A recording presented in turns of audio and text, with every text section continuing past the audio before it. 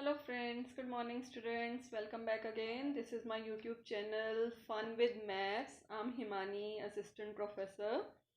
So today's topic is rank of a matrix. काफ़ी time से मेरे पास बहुत सारे बच्चों की रिक्वेस्ट आ रही थी कि मैं कुछ नेट और कॉम्पिटिटिव एग्जाम्स के लिए एक वीडियो बनाऊं. तो here is my new video which is based on the topic rank of a matrix. So let's start with the topic. Friends, this is my topic rank of a matrix. So let's start with the topic. आज जो हम topic करेंगे ये हमारा linear algebra का topic है. ये काफ़ी कॉम्पिटिटिव एग्जाम्स में यूज़ होता है, CSIR और गेट और काफ़ी कॉम्पिटिटिव एग्ज़ाम्स जो भी आप मैथ से रिलेटेड देते हो. सो लेट्स स्टार्ट विद, पहले मैं आपको बता दूं रैंक ऑफ अ मैट्रिक्स होती क्या है. जब भी आप किसी मैट्रिक्स को रो एक्लन फॉर्म या कॉलम एक्लन फॉर्म में कन्वर्ट कर देते हैं तो जितनी हमारी नंबर ऑफ नॉन ज़ीरो रोज या नॉन ज़ीरो कॉलम्स होते हैं that's called the rank of a matrix. कि आप अपनी मैट्रिक्स को रो एक्लन फॉर्म में कन्वर्ट करेंगे रो ऑपरेशंस लगा के, एलिमेंट्री ऑपरेशंस लगा के, और उसके बाद जो लास्ट में हमारी जितनी नॉन ज़ीरो रोज बच जाएंगी वो हमारी रैंक ऑफ अ मैट्रिक्स हो जाएगी. तो इसके लिए मैंने आपको एक एग्जांपल से बता रखा है. ये मेरी एक 4x4 ऑर्डर की मैट्रिक्स है. यहाँ पे मैंने इसकी रैंक फाइंड आउट करनी है तो मैंने क्या किया, इसके ऑपरेशंस कैलकुलेट करे. रो एक्लन फॉर्म आप सबको पता ही है क्या होती है. रो एक्लन फॉर्म में होता है कि आपका फर्स्ट रो का फर्स्ट एलिमेंट जो है वो 1 होना चाहिए और उससे नीचे के सारे आपको 0 बनाने होते हैं अगर आप रो ऑपरेशंस लगा रहे हो तो. वही काम किया. अब आप एज यू सी कि यहाँ पे जो आपकी फर्स्ट रो है, ये आपकी रो जो आपको फर्स्ट रो देख रही होगी, यहाँ पे फर्स्ट एलिमेंट जो है वो 0 है. तो मुझे पहले इसको 1 बनाने के लिए मैंने क्या किया, सेकेंड रो और फर्स्ट रो को इंटरचेंज कर दिया ताकि ये जो -1 है ये ऊपर आ जाए. तो सेकेंड रो और फर्स्ट रो को इंटरचेंज करने के बाद जो मेरी नई मैट्रिक्स बनी वो मैंने यहाँ पे रिप्रेजेंट कर रखी है, वो मेरी ये मैट्रिक्स बन गई. इसके बाद इसके जो दो नीचे के एलिमेंट हैं, R2 का फर्स्ट एलिमेंट और R3 का फर्स्ट एलिमेंट, ये ऑलरेडी 0 है. तो मैंने R4 के फर्स्ट एलिमेंट को 0 बनाने के लिए क्या किया, ऑपरेशन लगा दिया कि R4 और R1 को आपस में माइनस कर दो, क्योंकि -1 ऑफ -1 जो होगा वो 0 बन जाएगा. आप इसको साइड पे करके भी देख सकते हैं. मैंने ऑपरेशन लगाया इसको 0 बनाने के लिए R4 के पहले एलिमेंट को. तो जब मैंने ऑपरेशन लगाया तो R4 का फर्स्ट एलिमेंट मेरा 0 हो गया. इसके अलावा मैंने पूरी रो पे ऑपरेशन लगाया. तो पूरी रो पे आप चेक करेंगे, जैसे सेकंड एलिमेंट पे अगर मैं देखूं तो 0 - 0 वो 0 ही रहेगा. -1 करेंगे तो वो -2 आ जाएगा और 0 - 0 वो 0 ही रहेगा. ठीक है. सिमिलरली अब हम क्या करेंगे, हमारी फर्स्ट रो का काम खत्म हो चुका है. अब हम सेकंड रो पे देखेंगे. सेकंड रो के सेकंड एलिमेंट को 1 बनाना होता है. डायगोनल एलिमेंट्स पे हम फोकस करते हैं और उन्हीं डायगोनल एलिमेंट्स की हेल्प से नीचे वालों को 0 बनाते हैं.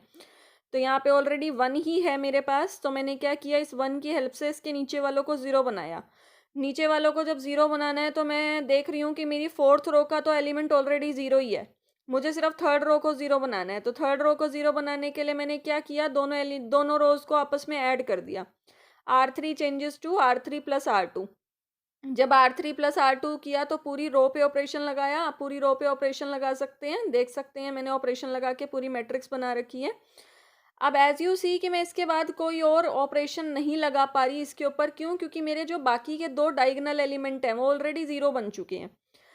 डायगोनल एलिमेंट की हेल्प से ही आप बाकी के 0 बनाते हो ना नीचे वाले, लेकिन अगर डायगोनल एलिमेंट खुद ही 0 बन गए तो अब आप इससे आगे कैसे ऑपरेशन लगाओगे.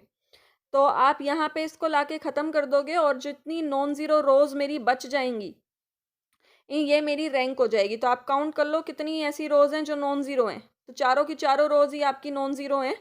तो आपकी मैट्रिक्स की रैंक कितनी आ गई, 4 आ गई. तो आप ऐसे कैलकुलेट कर सकते हो रैंक ऑफ ए मैट्रिक्स. चाहे आपको कितनी बड़ी मर्जी मैट्रिक्स दे दे तो आप उसकी रैंक कैलकुलेट करने के लिए उसको रो एक्लन फॉर्म में कन्वर्ट करने की कोशिश करेंगे और लास्ट में नॉन ज़ीरो रोज कैलकुलेट कर लेंगे कितनी है, उससे आपकी रैंक ऑफ ए मैट्रिक्स पता चल जाएगी. अब रैंक ऑफ ए मैट्रिक्स का सिर्फ इतना सा यूज़ नहीं है आपके टॉपिक में.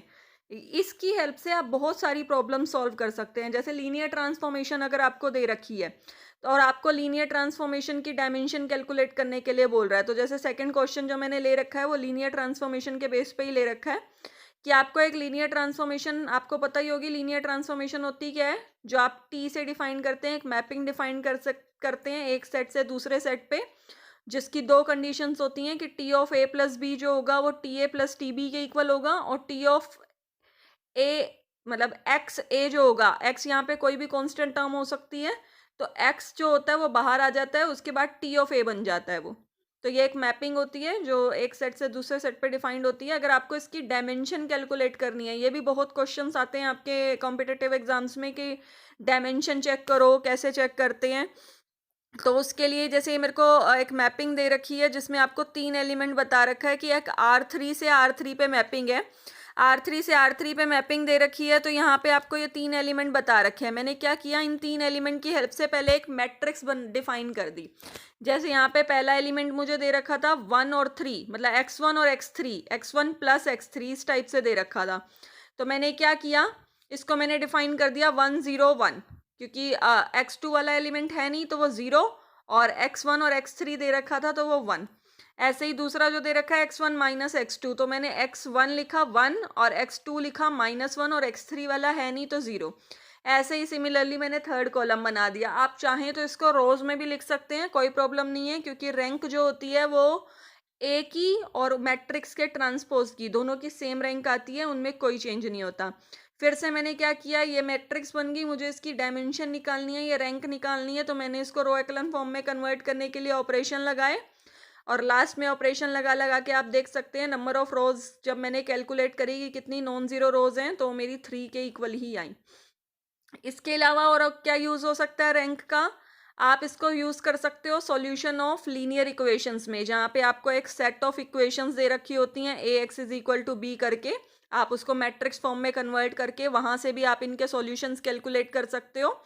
तो उसके लिए मैंने आपको पॉइंट बता रखा है कि अगर मेरा rank of A is to B equal आ जाता है रैंक ऑफ ए के, ए इज टू बी हमारी ऑग्यूमेंटेड मैट्रिक्स होती है, ये आपने छोटे टाइम पे पढ़ा होगा, बीएससी में आता है आपका अलजेब्रा में। जब आप इसको कैलकुलेट करते हो rank of A is to B अगर इक्वल आ जाए रैंक ऑफ ए के, और दोनों रैंक जो हों वो इक्वल आए नंबर ऑफ अननोन्स के, नंबर ऑफ अननोन मतलब कितने वेरिएबल में आपको इक्वेशन दे रखी है, जैसे एक्स वाई जेड अगर 3 वेरिएबल में दे रखी है तो 3 अननोन हो गए आपके, इस टाइप से, तो हमारा एक यूनिक सॉल्यूशन बनता है।